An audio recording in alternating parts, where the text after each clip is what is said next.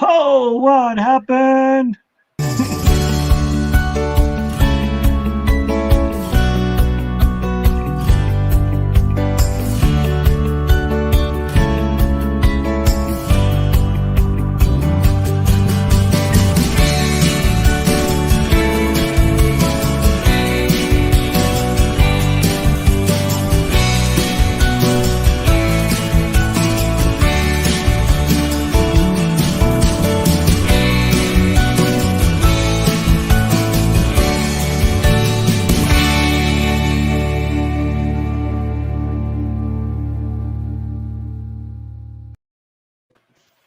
Good morning, good evening.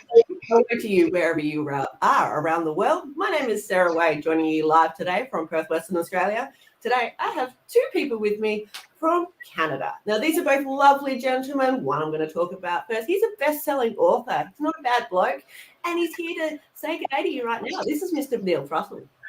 Hello and welcome, Sarah. I'm so excited to share the show with you today. Neil Thrussell, international best-selling author, life coach, because your life is meant to be a passionate, fiery affair. And back to you, Sarah.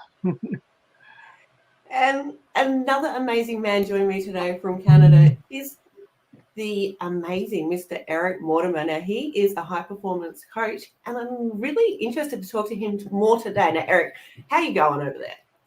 Been fantastic. Thanks for having me. Looking forward to this. Excellent. It's a pleasure to have you.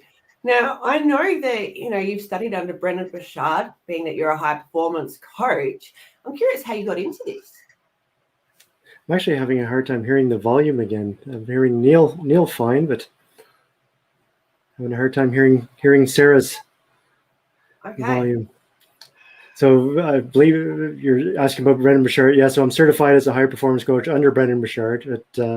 I've been doing personal growth for about 60 years old, or for about 60 years. I'm only 52, so.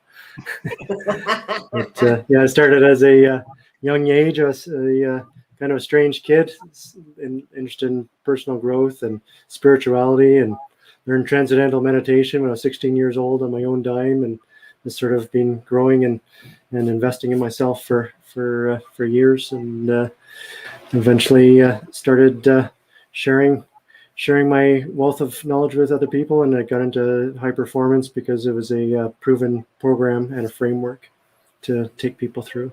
And of course, we have our own kind of meat we put on the bones. Yeah, so it's your style, your flavor, and with that amazing background too. I can imagine it's quite powerful, not only for you, but for those you work with too. Would that be fair to say? Yeah, it's so rewarding. I always talk about the ripples, and it's not me, it's not the people I'm working with, but the people that they're dealing with, and hearing how much of an impact that they're having on the world. So it just keeps on going out, and really enjoy helping people that help people too. So I have one client had a great one, and he actually had an event where he didn't drink, which was uncommon for him, and he shared it on Facebook. And he had people reach out to him privately saying, thank you for sharing that. And I've been looking at doing the same thing. So that's just an example of the ripples again, to the same idea. So it's pretty rewarding. Yeah.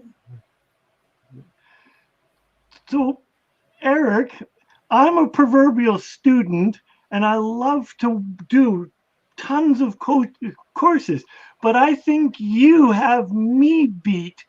I think in 1 year, you probably went to Brendan Burchard, Tony Robbins, all of the masters. So you crazily spending the money, but what's the benefit of you taking all of that for training for your clients? How does that help them?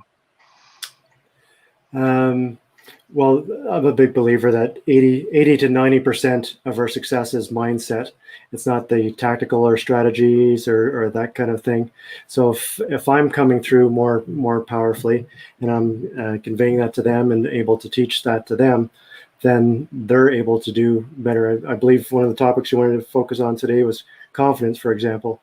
So if I'm more confident and I can convey to them ways that they can become more confident, it helps their health, wealth, relationships, spirituality, their life all around. And I look at personal growth as an investment, not a cost.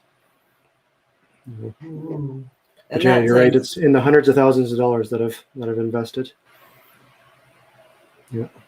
And would you say it's priceless, or would you actually put a dollar figure on it, knowing that you're an entrepreneur? It is priceless, and the thing is, it's continuous. If it's good, like, don't get me wrong, you can't just throw money at anything and expect to get your money back. But like if somebody takes my program, for example, and they implement it, it's not just the year that they implemented it. They've got those skills, they've got those abilities for the rest of their life. So if it enables them to make another, like for example, another client I was working with, I helped them with copywriting in a letter, and with that letter, he was able to raise $100,000. And he's going to be able to take that $100,000, and he's most likely going to turn into $1 million through this company. But it's not just that one letter.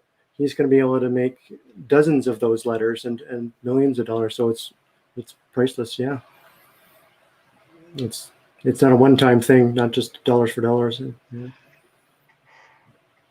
It sounds like it blossoms. Yeah, that's amazing. Exactly. Excellent. Yeah. And again, those ripples and who else sees it and who else gets exposed to, and really that's where it is. And the kids and the generations, like if somebody, look at the cost of not doing it is where I often like to start. Like if you don't do it, what's going to happen? Like what kind of influence are you going to be on your family and on your kids? And with parents, I'm a big believer that if you're raising boys, they look at the man as a example of who to be, and for girls, that's the man that they're going to marry. So you're influencing the future that way, but also the skills that they have and the income that they're going to have, and so multiple generations. So true. Yeah. Yeah. One of the things that I like and admire about Eric is he has a granddaughter, and Friday nights traditionally and Saturday morning are traditionally where Eric puts aside time to spend. It's not 100% all the time, but he schedules and makes time to include his granddaughter in his life. And was this an active choice? Like, did you just wake up one day and say, damn it, I'm going to spend time, or did it evolve? Yeah, we're a big believer in blocking time. So putting it in for, like, if it's not scheduled, it's not going to get done. So we'll block it in, and just it's one less decision to make too. I'm a big believer in decision fatigue. And the more decisions you have to make, the more tired you are, and the poorer decisions you make. So that was one part of it. But that's actually a little trick to have too. Is it's just an appointment. So if somebody wants to meet in that time, say, well, I've got an appointment at that time. I think we actually had that situation, Neil, with an event. I have a previous appointment, and if it's a business thing, they don't have to know what it is. Then even if it's going to the gym or time by yourself, I have an appointment at that time. When else can we do it? Well, we're truly international because we are from the continent of Africa. Hello, my friend Enoch. It's great to see you. He's listening in. Fantastic. Yep. And we've got Georgie coming in from Sydney as well. Thanks for joining us. So yeah, I absolutely believe what you said, Eric, about scheduling that time and having that connection with our loved ones or those that we want to do. It's so important. How do you personally figure out what goes into your schedule? And then if you keep adding to your schedule, how do you figure out what you take out of your schedule?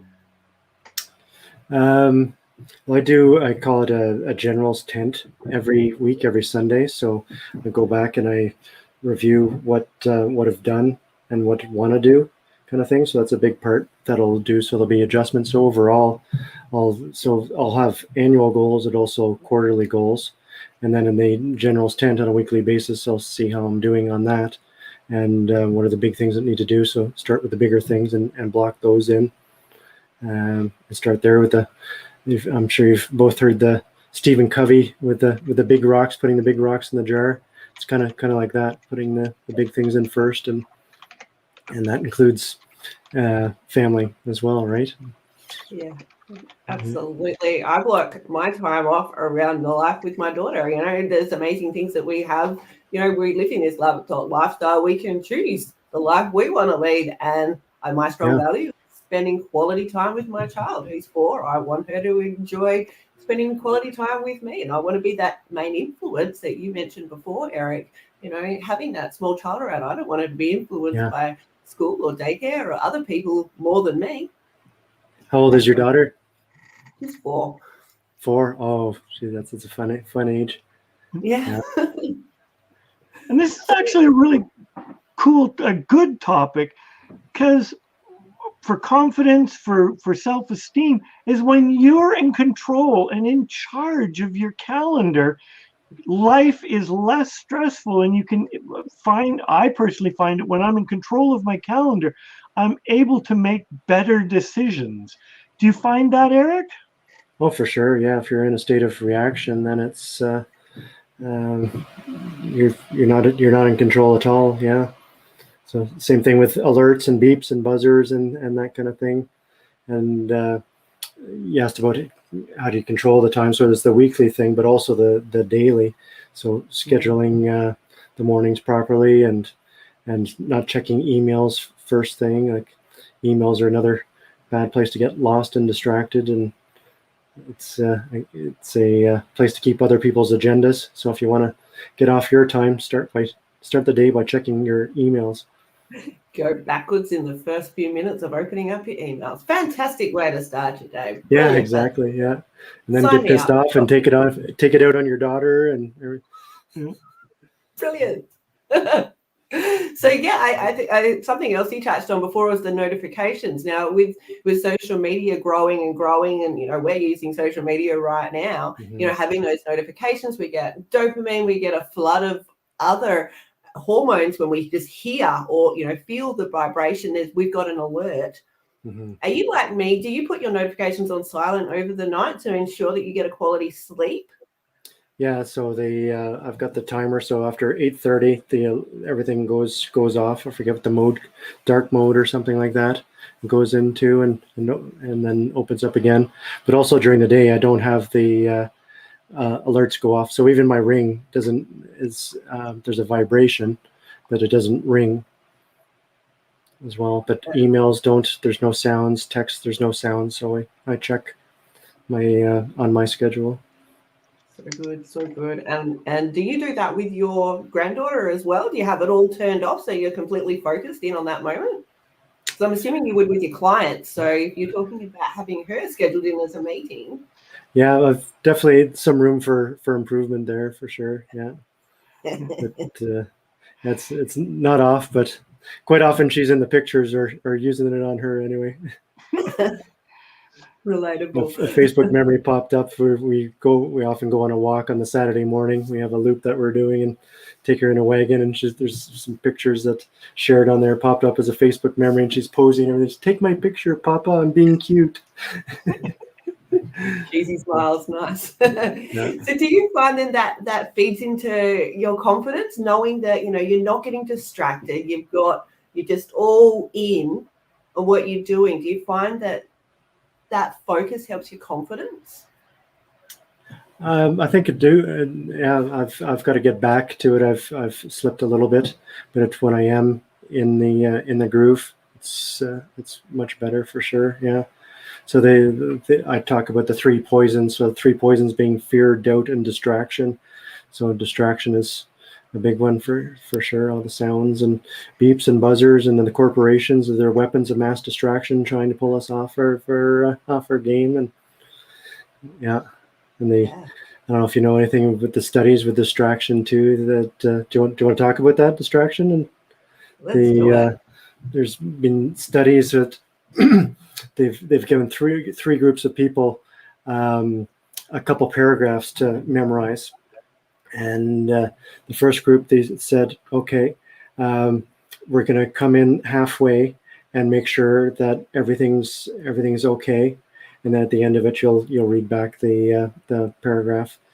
The second group, they said the same thing, and the third group, they said, we're just going to leave you for it, we'll come back in a lot of time. I think it was like 10 minutes. So the first group, they did it and they interrupted halfway. The second group, they told them they were going to interrupt them, they actually didn't interrupt them. They just left them for the allotted time, and then the third group, they just left it. So the third group obviously did the best. That was left alone.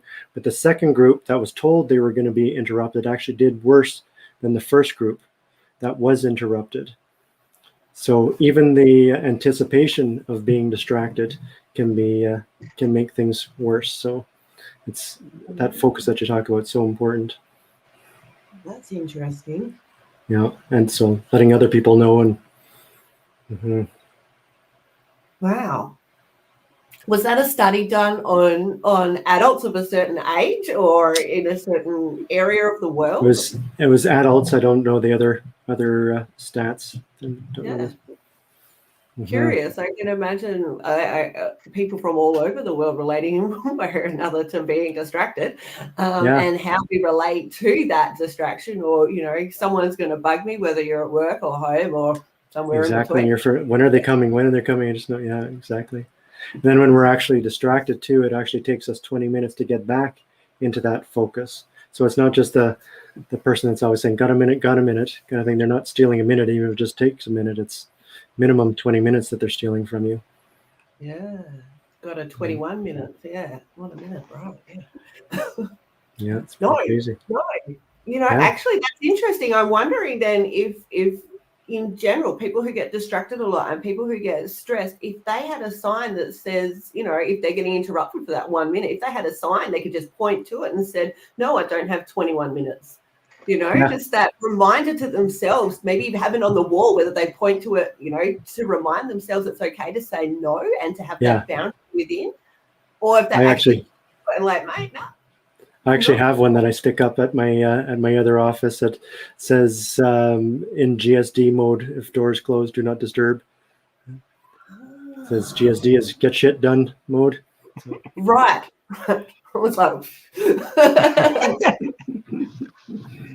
yeah, it might have backfired a couple times. People knocking. What is GSD mode? Yeah, because you're trying to be politically correct in a public-facing office, so if you would have put, get shit done, then they wouldn't have interrupted you. Yeah, exactly. Yeah. Oh well. So initially, you're talking about transcendental meditation as well. Was that something that you found through family and friends, or how did you come across that? That ended up coming up. They had an infomercial on TV talking about all the facts and how it reduces stress and it's more efficient than sleep and that kind of stuff. And my father was the chief air traffic controller in Ottawa International Airport, and which I'm sure air traffic control is one of the highest stress jobs in the world. So I actually wanted to bring him to it to help him and to ease his stress. So we went to the event and the intro night, and he didn't do it, and I did. So that was how I ended up getting into it. I was trying to help somebody else, and I ended up going into it. But I had some basic introductions before that in martial arts and stuff. I started martial arts when I was a kid, and they'd have us sit before class, and that was about the only thing I had with meditation before that. I originally met Eric in spiritual training, a mystery school. I think that's the first time that we crossed paths, and then we crossed paths with various teachers in Calgary. Mm-hmm. Yeah, kept on running into each other, and then he drugged me into a men's group, which he was leading for a period of time, and was all great things. So let's go back to confidence. Sure. If you could offer people one or two key words or concepts to help easily build confidence? I know it's a complex and individual thing, but what would you suggest, or how would you encourage people to build their own personal confidence? Before going there, I would actually even look at the problem, so they know that it's an issue. So even saying that, like Neil, where do you think lack of confidence turns into a problem? Like if you're lacking confidence, like how does that affect how does it affect their income? How does it affect their health? How does it affect their relationships? A lack of confidence. So let's expand on the problem a little bit. So if somebody's watching, like some people might be thinking, oh, confidence isn't a big deal. So what does a lack of confidence cost people? That's an That was a interesting Yeah. Yeah. I'm interested in people watching live in replay. Answer the question. How has lack of confidence affected your life? As I sit and think about my life, it's certainly affected me in many ways. And I slip between being really confident and sometimes I'm more of an introvert, which is fine. You know, I'm an ambivert, which is amazing. And I find that confidence, and I'm finding my confidence is electrified by people around me. If others around me feel confident, I grow with confidence. And I'm sure I'm not alone here, guys. How do you harness that energy? Yeah. So if somebody has a date coming in, somebody's coming in and their date is not confident, how attractive is that? So it's kind of icky, right? Yeah. It's the same thing with so it's affecting people's relationships. So even if it's a committed relationship, if they're not showing up confident, it's kind of so it's affecting your relationships and your level of intimacy. In business, if somebody isn't confident in business, if they're not sure about the answers, or that they're not sure that they can figure it out, like how attractive is that to be to a client, right? So it's going to be affecting the income, not going to be waking as much.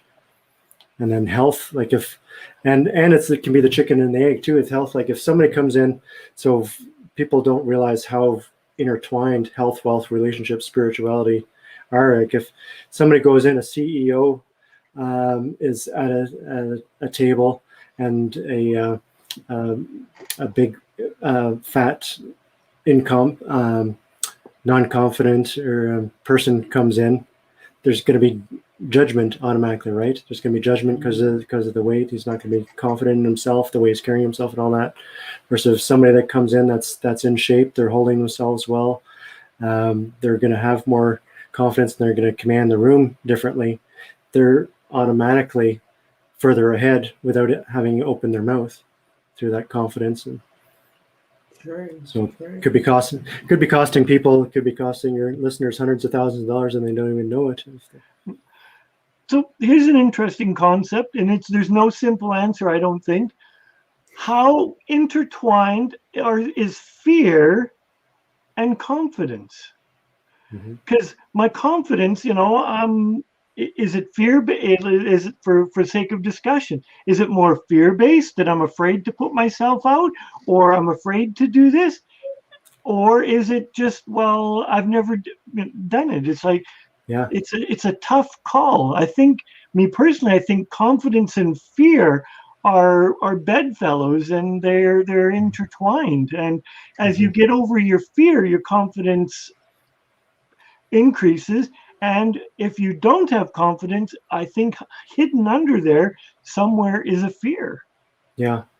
Fear and doubt are two big things. So fear is the external thing. So somebody might be afraid of COVID, whereas doubt is, I doubt that I have the ability to pull this off, kind of thing. So it's doubt in myself versus an external thing. And those can be big things. But if in that situation, do you think that which comes first, the action, the result, or the confidence? Ooh, great question. The action result. Oh, it's got to be confidence. Oh, it'd be a loop. Surely it'd be a loop. A loop, yeah. Yeah. I think the confidence actually comes before the action. So it makes the step. So you have to bring it up through. So many people say, "Oh, once I've done this, then I'll be sure. Then I'll be confident, and then I can go and do it again." But they have to have the confidence within first to be able to take that step. Absolutely. There's no courage without fear. So get out there and enjoy that. Oh, I'm feeling confident right now, and do it. I think it takes 0.7 seconds for us to question ourselves and for us to stop ourselves from making that jump, that leap of faith into that, whatever that moment is. I did it. Yeah, 0.7 seconds can change your life. So having that ability to get into that confident mode must be like, one, amazing just to step into it and to overcome any doubts and fears and to step into your courage. I know, because I take my daughter out to go places and she overcomes fears regularly. She's in that age group. As an adult, how do you translate those new things into adulthood? I've got to try and do something new for work or business or my relationship or my health. How do you transfer that confidence to an adult who's not used to being confident? I was looking at track record. So where have you been successful before? What's an example of that? And if they're not sure that they can take on this new business or this new situation, and it's something new, but when you had something new before, were you able to figure it out? So you're confident in your abilities to figure it out. So even if you haven't done it before, confident in your ability to figure shit out. Yeah, well, that's exactly the same tactic I take with my 4-year-old. So it works from 4 to 104. Brilliant. I'm set. Okay, interview done. I'm gone.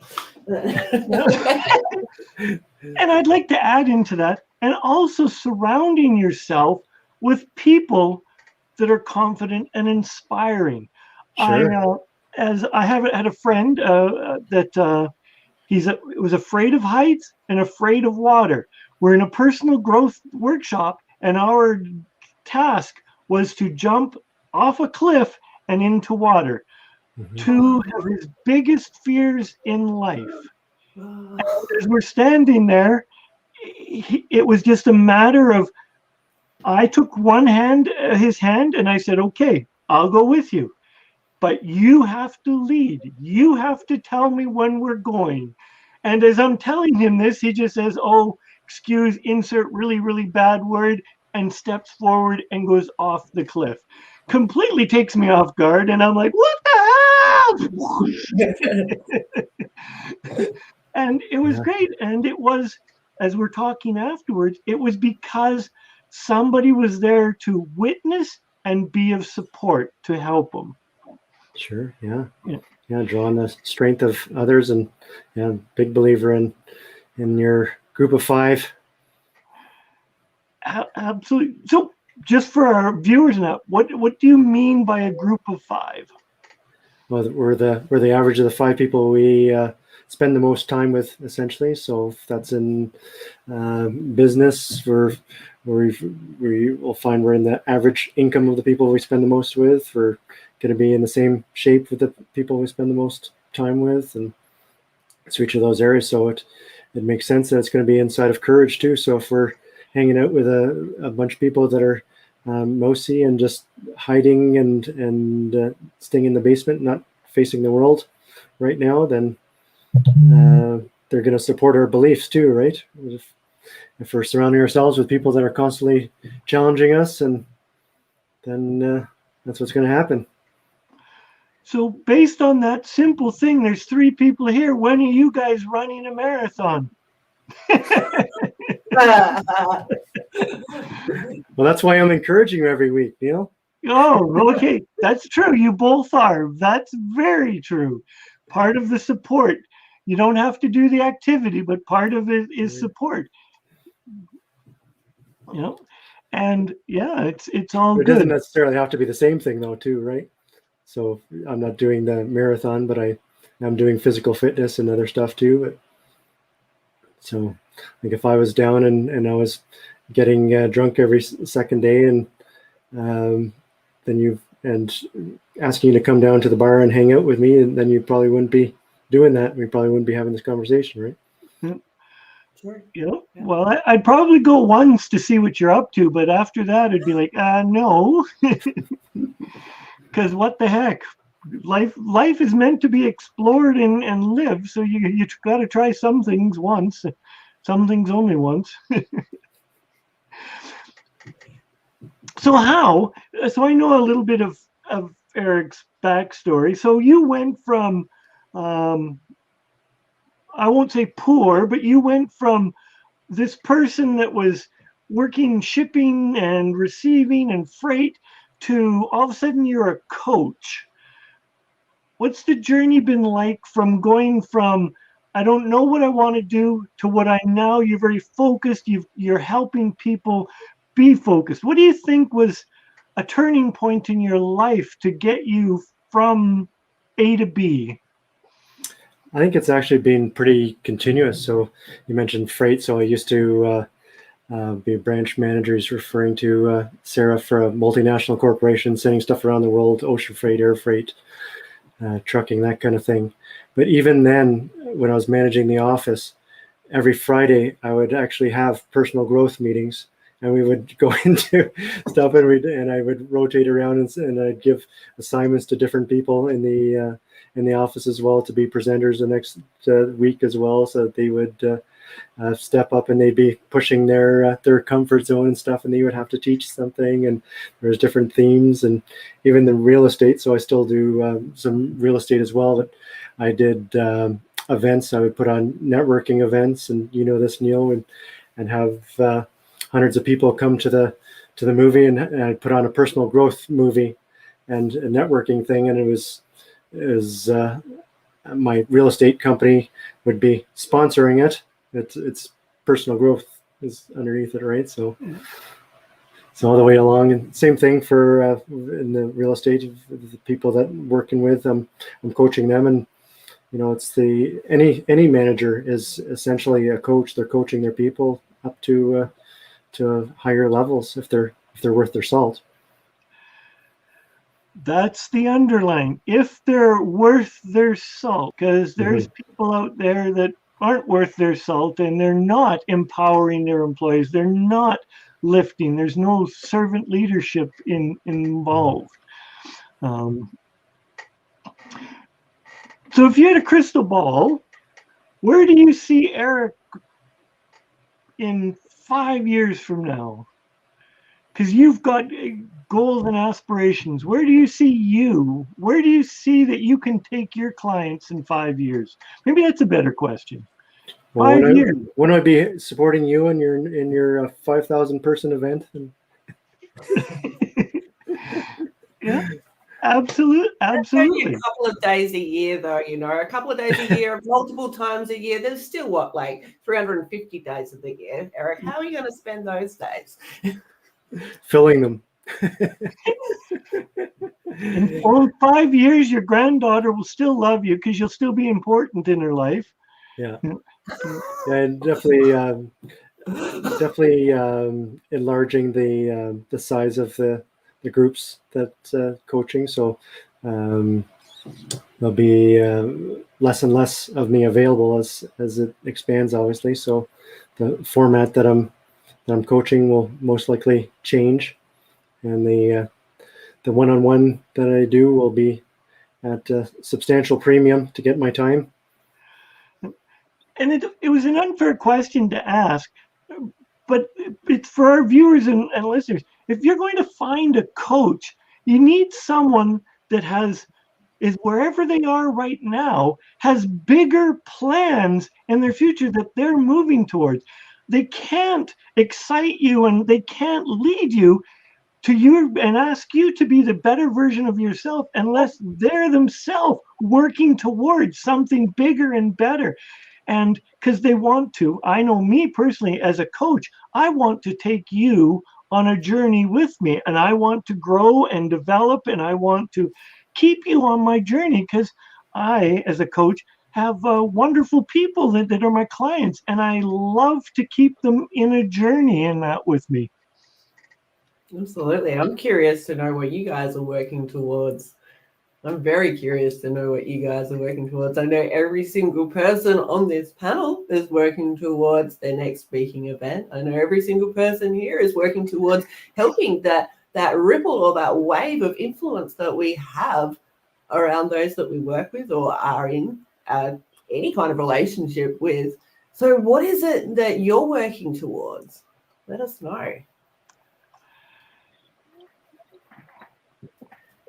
I know that one of the things that is really exciting when I see my clients is that doubt that you mentioned before, as that light gets turned on to the, oh, maybe it could happen. Seeing that the facial expressions when they change and that doubts come in, and then suddenly they see it happening and they're striving towards it. One thing that I have seen happen many times over the years, though, is when they're being pushed and pushed and pushed and pushed too much, that it becomes a problem for you. I'm curious to know how you personally weigh up the value of success and where your happiness comes into play. So when I'm pushing them, Well, yeah, definitely. Not necessarily say that you are a pusher. I know that there are coaches out there who would push hard, harder than others. And yes, it's great to push, but it's also okay to lean back at times. That constant push can be exhausting and you can burn out. Yeah, So it has to be organic for sure. And the one of my favorite expressions is, "What you do speaks so loudly, I can't hear what you say."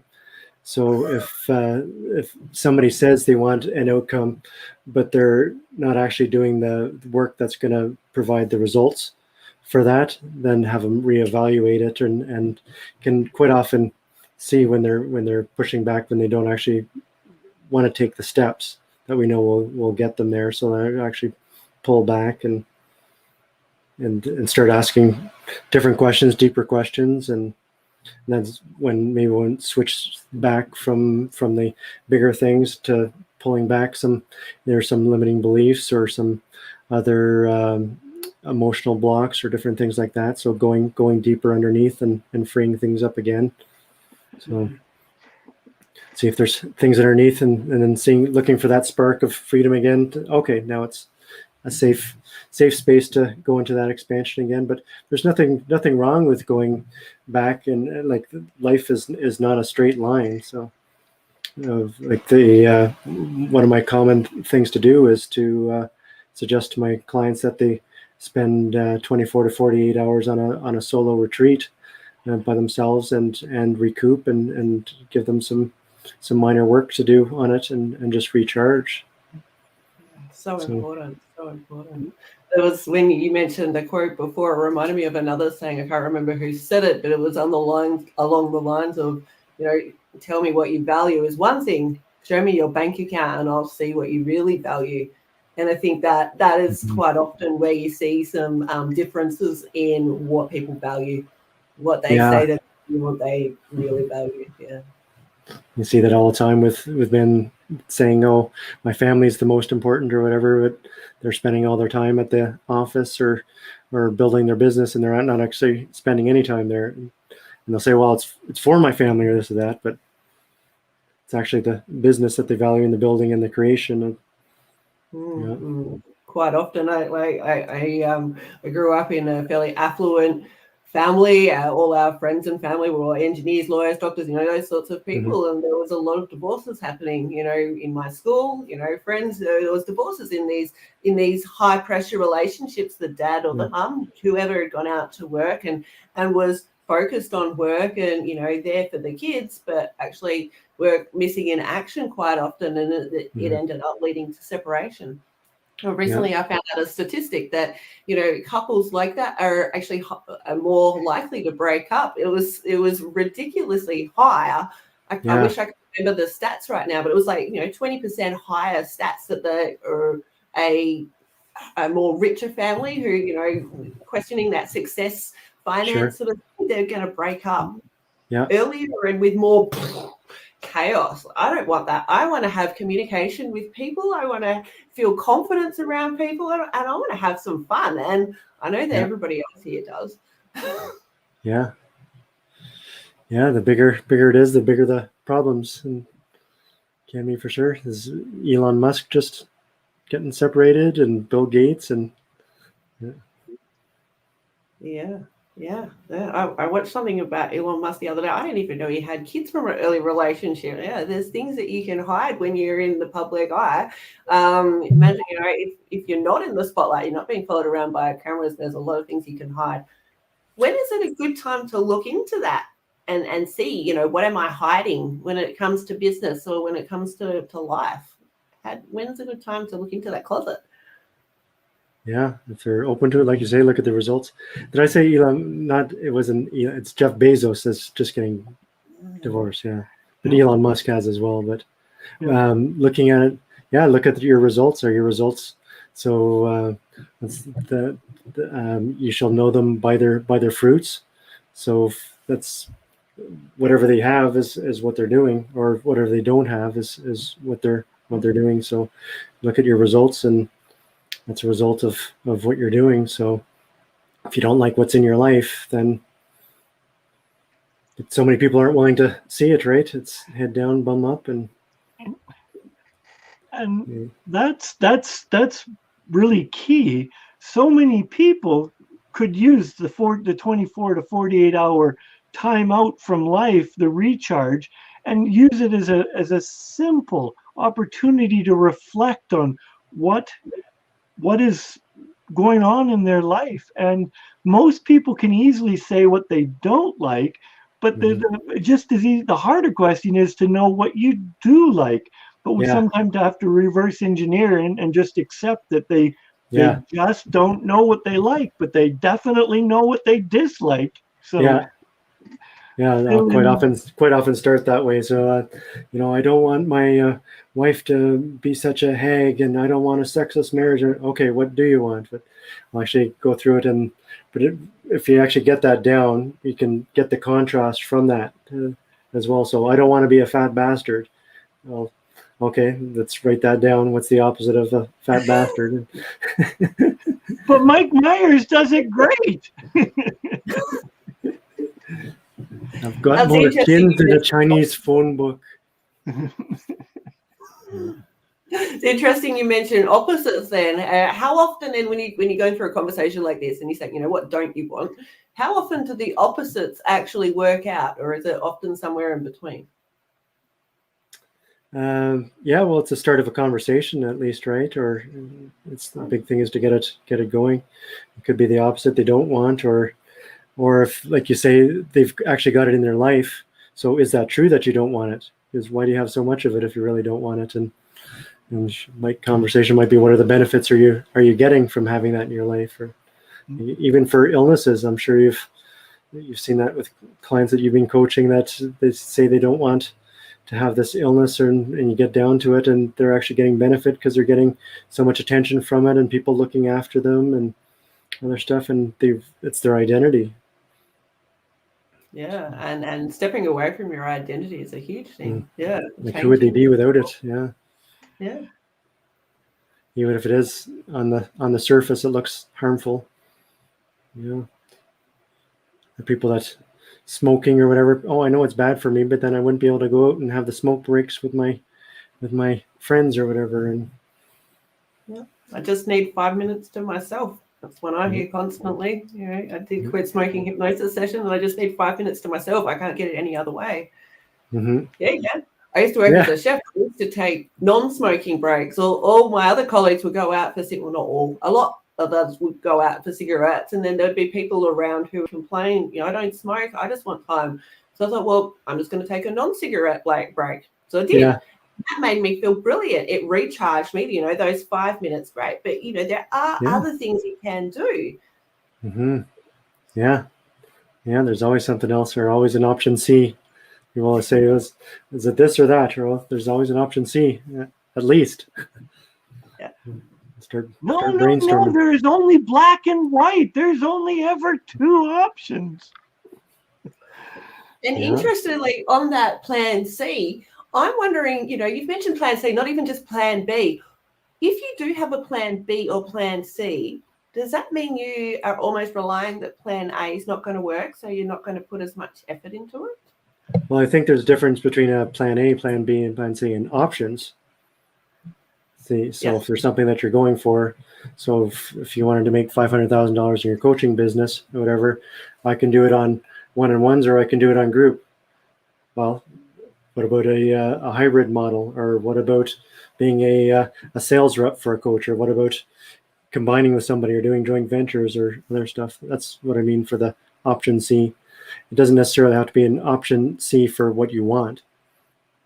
Love that differentiation, and I think viewers would really get, if you can relate to that, like drop a message in, because we would love to hear how Eric's tips have been helping you. I'm looking at our time. I can't see the time without my glasses, but that's okay. So with that, Eric, That's option do you C. have an ideal client, people that you just find that you work the best with and you provide the most value to? Who is your ideal client that you help, in your view, help the most? Ideal client is a real estate agent that's open to personal growth. I help them get unstuck and close more deals and create a life. It's entrepreneurs as well, but specifically real estate agents is the closest match. Okay, so this is a silly question because I'm not a real estate agent, but does it matter which country these real estate people are from, or is real estate similar across the globe and you can help anyone and anywhere in the real estate industry? If they're still buying and selling real estate and doing it with people, then it's pretty much the same. Okay, I'm just so anywhere. So wherever you are, whether you're listening to this on our podcast, whether you're watching this now live or in the replay, Eric is able to if you're selling real estate or you're an entrepreneur and you're just looking for a coach that can really take you to the next level, help you level up. Eric is your man. What's the best way for us to get, for your clients, to our people, our viewers in that, to get a hold of you? Facebook is the easiest thing. So yeah, Eric C. Mortimer. So we're connected on Facebook as well. So if you see Neil and Sarah, then it's be the right Eric Mortimer. Awesome. We hope it's the right one. What? You're not? You're an imposter. I've had that happen on Facebook. So Yeah. Interesting, isn't it, that people feel confident enough to steal your identity as you getting out there? Yeah. And then when I reported them, they actually kicked me off, and I had to get back. So For real? yeah, it's quite. It was pretty. It was quite the ordeal. It was a pain in the butt for sure. Oh.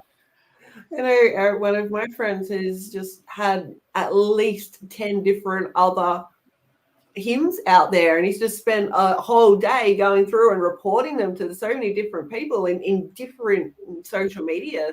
So how do you protect your IP? How do you protect yourself when you're putting yourself out there to the world? Because you've got a lot to share. Yeah, I don't worry about it a whole bunch. Is probably the biggest thing, putting it out. And you know, even if somebody did do something similar, it's not going to be the same because they don't have me attached to it. They won't have the bad puns, Neil. Sarah and I have a mutual friend, Dre from Australia, and I was like, we cannot get you two on the same show because it would be dad jokes, bad puns, back and forth. Sarah and I would just click off, and you guys would be just, would be. You'd be there punishing us, would you? Yes, that's right. Like flipping the door open, and we'd just be like, "Hey, yeah, you guys go." Yeah. I love a good dad joke too. Exactly. Yeah, but yeah, humor is a big thing. Like even if some content's similar. I've got a quirky sense of humor, and that comes through. And I'm continually evolving too. So if they're copying what I'm doing, they're copying my past. And I'm a big believer in karma as well. It will come back and bite them. I think it's an interesting point too. You mentioned, if you knew me yesterday, you don't know me tomorrow, because we are always constantly changing and evolving. And whether that yesterday or that tomorrow was literally, the day before in August on the 16th for me, or if it was a couple of years ago back in, 1998, my yesterday, I'm going to have changed from my tomorrow. So I hope so. Yeah. Yeah, we're continually evolving. So many people are stuck and saying, well, that's not what you said before. Well, I'm allowed to change my mind and get more information. And you see so much of that right now. People are afraid to change their mind or to be open to other things because, well, there's evidence of it being a different way before. True. You don't want to look inconsistent for some reason. Yeah. And that's a great point. We are always evolving. So if you find a coach or a mentor and they're not changing, maybe it's time to look at to look at them and maybe find a new one, because we all need to evolve, and whoever you're following or associating with, collectively we all need to grow. And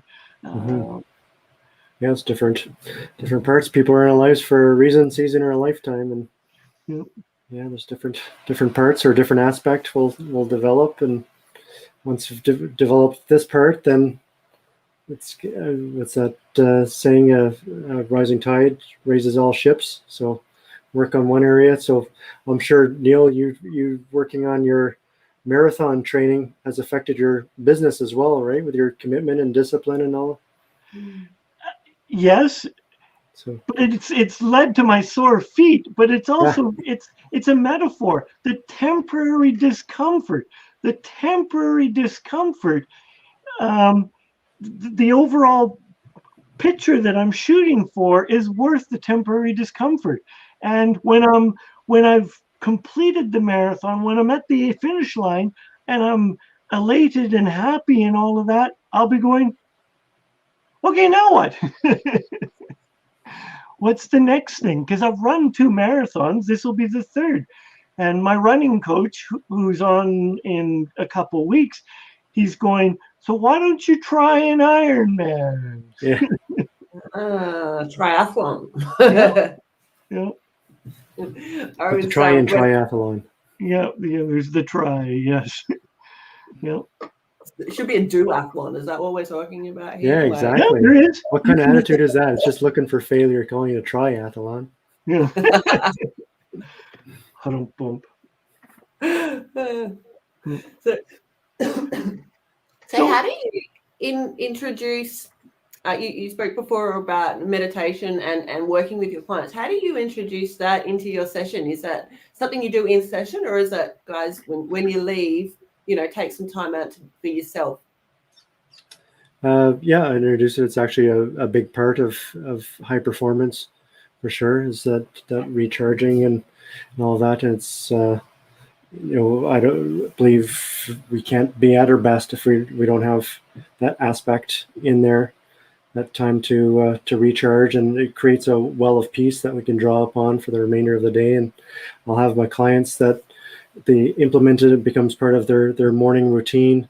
I've had people that have never experienced meditation before, and they're doing it. It's weird for them at first, but within a couple of months, they're saying, "Yeah, I'm not reacting the same way, and I'm not yelling at my kids, and somebody cut me off in traffic, and it was no big deal. I just waved, and in the past, I would have screamed and flipped them the bird, but the only thing they could place that had really changed was the meditation practice, that they had a well of peace to draw upon. And when they're missing, when they don't do it, they miss it, the difference. But we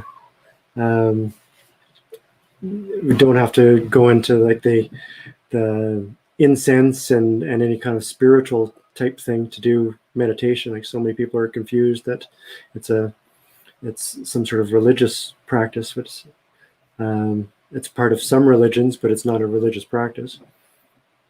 Something I noticed, I was a swimmer for many, many years, and, following that black line up and down, I found that quite meditative. I was in the zone, and the same when I was making macrame jewelry, again, it was just being in that zone. So as you mentioned, you don't necessarily have to bring out the incense and candles.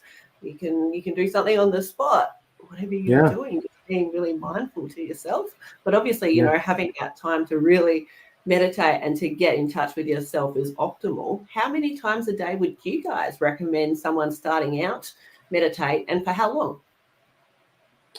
Do you want to go, Neil, or you want me to?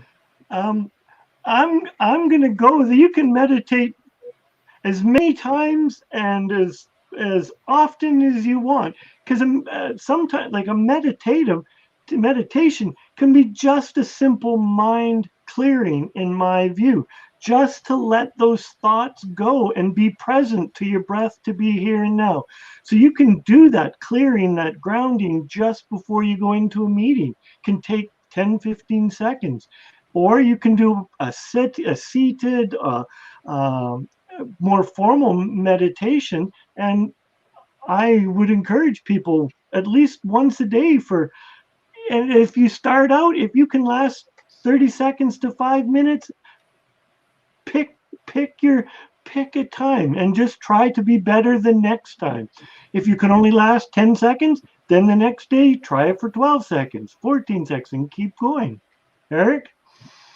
Yeah, similar. The only bad meditation is no meditation. So just do what works for you. If you're just starting, it can be helpful to start with a guided meditation. There's all kinds of apps out there, and free apps that will walk you through as well. So you can do that. I'm a big believer in silence and stillness, whereas a lot of females have problem with that. The feminine is more about movement and stuff, so they might want to do something a little bit different with involving movement. Like you said, swimming, you're looking at the lines. Like you can do walking meditations in nature. You can do all kinds of things. So whatever's going to get you to doing it is the biggest thing. Remove the obstacles. Yeah. Mm-hmm. Now we are getting to the end of our show. So before we do wrap up, I know that Neil's been working on his book. Have you got anything that you would like to share before we finish, Neil? I've been working on 3 at the same time, so it gets far too confusing to share, but I have been working on them, and I'm really excited. Because I'm working on 3 at the same time, I'm only inching closer to the finish line for each of them. But yeah, I'm excited that I'm writing. Excellent. And Eric, we've mentioned people can contact you on Facebook. What's going on in your life? What will you like to leave us with? Yeah, well, my a big part for me is living my purpose, and my purpose is to be a guide for awakening and creation, so that I honor my life in God. So being able to serve people it's not just a business for me. It's my life, and it's something that I want to do for the world. So it'd be an honor to help or just have a conversation with anybody that's interested. Yeah, please reach out. Eric's an amazing man, and he doesn't bite hard, so you'll be fine. Doesn't bite that hard, did you say? Yes. Doesn't bite too hard, yeah. And Sarah, rumor has it you have a workshop coming up. That is true. It's actually a mini retreat that former guest of ours and dear friend of mine, Jenny Pace, are doing this Sunday. Guys, ladies, if you are interested in joining us to explore, to look at your life in a new way, and if you're maybe questioning your trajectory, come and check us out, because we've got some really cool things that happen. We've got a 3C method coming right at you that we will be sharing. And I'm going to leave you with this one thing. I don't know if you've heard, but Einstein said that intelligence is creativity having fun. How will you have fun and design the life you desire? Thanks for joining us on Uplift. Take care. See you next time.